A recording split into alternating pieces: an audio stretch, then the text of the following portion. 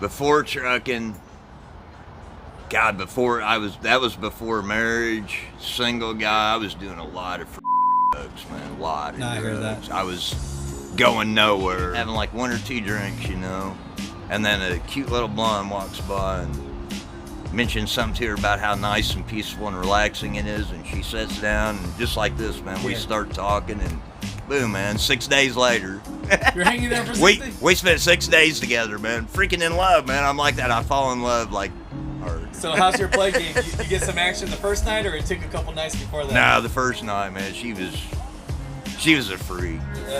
Had an experience where there was a few girls involved. Vegas. What was Vegas like? What was that about? I had everybody should go do the ultimate Vegas experience. You know, I feel like a lot of people don't even want to work these days, man. They don't. That's something lost. I've always, even at my worst, I still work a lot of hours. I still work like 60, 70 hours a week. I've always thought 40 hours was nonsense. That's for lazy people. Tell me your name, brother. Ron. Ron, let's talk about your story a little bit. You know, how long you been trucking? Almost 30 years. I went over the road starting in 93, and I drove straight trucks for 5 years before that, starting in 88. Wow. Where were you before trucking, bro? Before trucking, God, that was before marriage, single guy, I was doing a lot of drugs, man, a lot of drugs. I heard that. I was going nowhere, was raised up real poor, worked at a full-service gas station when they still had them. Yeah. Thought I was 18 years old and thought I knew everything and was expert, perfect, and here I am scraping bug shit off people's windshield. We need more of those, man. That was a good job for an 18-year-old kid. That will humble your ass. Oh, real quick, right? Real quick. You know, I feel like a lot of people don't even want to work these days, man. They don't. That's something lost. I've always, even at my worst, I still work a lot of hours. I still work like 60, 70 hours a week. I've always thought 40 hours was nonsense. That's for lazy people. You know, going from, you know, kind of having an addiction with stuff, going from that to truck driving. I mean, how has trucking changed your life, brother? Every way. To start with, that was when I raised my kids. The reason I got into so much trouble, I had too much free time. And I think the best thing, I raised 2 kids, a boy and a girl, and they both ended up being managers, and I'm super proud of them. But the biggest thing, when they were little, when they were little, we made them do something. They had to be in some kind of activity. My daughter was in dance and gymnastics when she was like 3 years old, and my boy was always in some kind of sport. It won't keep them out of trouble, but it limits the amount of time they can get in trouble, which is what trucking did for me. When you're working, well, God, when I got into trucking, we were working 100-hour weeks. How much trouble can you get in a 100-hour week? You're tired. Yeah, I heard You're that. always tired. That really limits the amount of trouble you can get into. So were you able to cut the addiction before trucking, or were you kind of before trucking. What made you? How could you cut? You know, it's so hard to cut an addiction. You know what I mean? What made you want to do that? My first wife. Cops. My son was a month old, and I got a buddy in there cleaning. I got my buddy cleaning my ounce. Right. Right. Cops are. They're not there for that. They're there because we're cranking the music too loud. Right. So anyway, it scared the shit out of her, and she's like, Ron, that's it. You choose between me and your son, or. And for me, I was kind of gradually going that way. I just needed that kick in the ass to put me over the edge, and for me, that was it. Well, now, you know, I'm not one to talk about, you know, personal relationships, but trucking's hard on family, right? And, Killer, man. You know, I have zero clue. I raised my kids that way too. I'm like, I have lots of great advice for you, but when it comes to relationships, nothing. so Women confuse me today as much as they did when I was, maybe not as bad as when I was 16, but they just confused the hell out of me. I have no idea what it takes. No, I heard that. No, we all know where you're coming from when it comes to that. You know, not to get too personal with it, but what happened with that relationship? Ironically, right? She's the one who gives him the ultimatum on me to get drugs for the family. She got all wrapped up in meth, which destroyed every freaking small town in this country. Wow. So while back she was back in telling the you that- '90s and 2000s, it just swept everywhere and just crushed it. Sheesh. Life is a freaking cruel ass joke like that. It's like the thing that fixes you out of it is the thing that freaking destroys you. So That's life, right? So what ended up happening at that point? She got addicted to it, Yep. and you left her, or And I gave her the same ultimatum, but it didn't work for her. and ever since you've been single? Well, we ended up getting married. We got married again after that because I missed my kids, and it was just 9/11 happened. Yeah. And what did we all do after 9/11? What's important? What's the most important thing in your life? Grab a hold of it and bring it close to you. So, kids, her, and we come back, and we were together 3 years, and we were married 1. I had no illusion that it was gonna last, but I thought we would stay married longer than 1 freaking year. But So after all that, trucking. What's the best parts of trucking that you can remember? everything, man.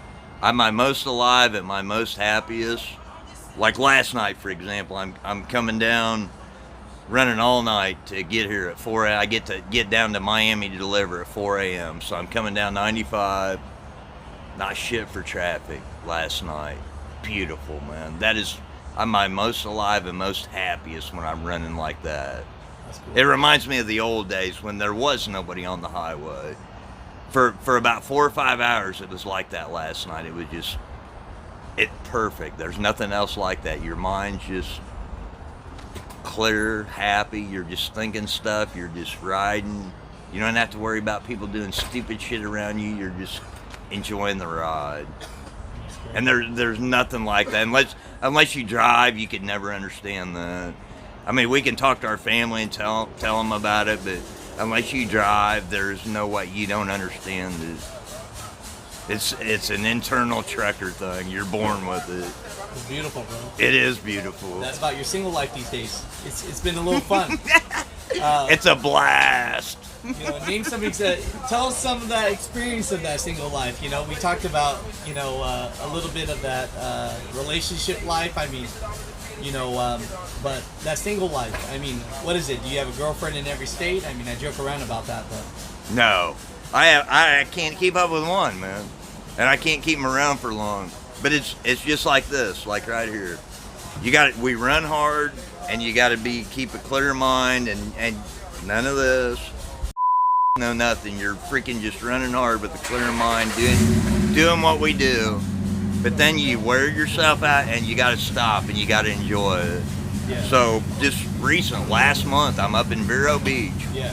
And I hadn't done anything. I just busted ass all the way until July 31st. Or maybe it was the 30th, something like that. And I'm like, God, summer's almost over. I haven't done anything but work. I mean, freight rates have just been insane, and the whole year was like, God, it's not gonna last. It's not gonna last. You got to get it while you can. But it's been 7 months, man. I need to do something fun. So I just take off and park at the TA up there in Vero and Uber over to the beach, which is 7.8 miles away. Yeah. Right freaking there. So what happened? What happened? Anything interesting?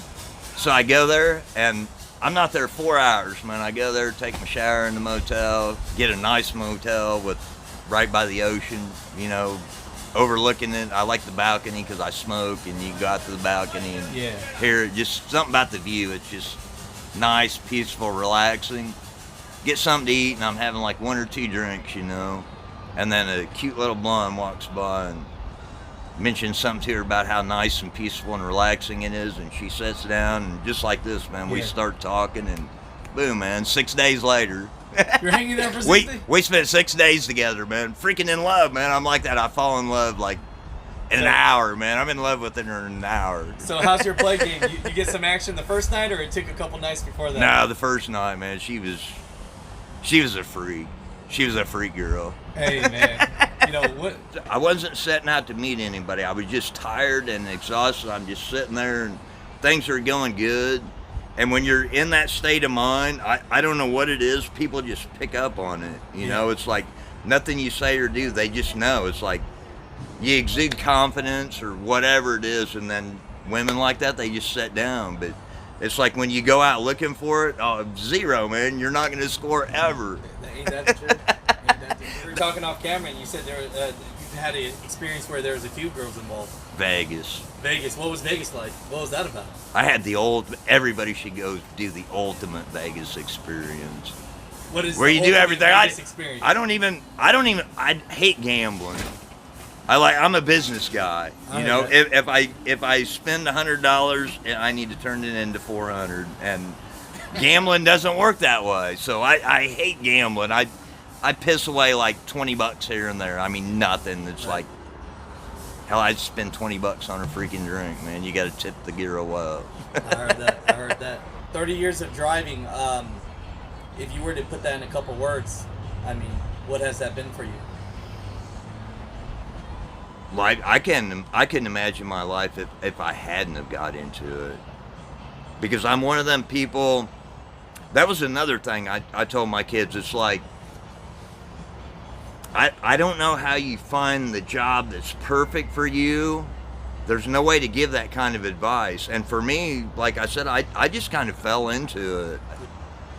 So we're in there, and I pull into the lot, and we're sitting there, and I'm having second thoughts. I'm like, you know what? I don't want to be gone, because I had that what's that called? Presumption.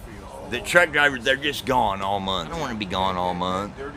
So I'm sitting there with her and thinking about it, and I start backing out. She's like, damn it, Ron, you want to do this, go do it. So I pull it forward, and boom. I mean, she made me do that too. I mean, my first wife was, as bad as it ended up, she was a blessing. I mean, she literally changed my life, and for the better. That's great.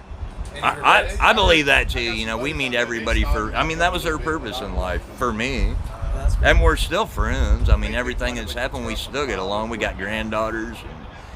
And it's for life. I don't care what they say. You can say, oh, you divorced them. Well, if you got grandkids, you're going to see each other. You're going to deal with each other. Just how it is. At the end of the day, any regrets in your truck? No. No, I progressed, because I ended up pulling tankers, and my kid, that's back in the early 90s, my kids went everywhere with me.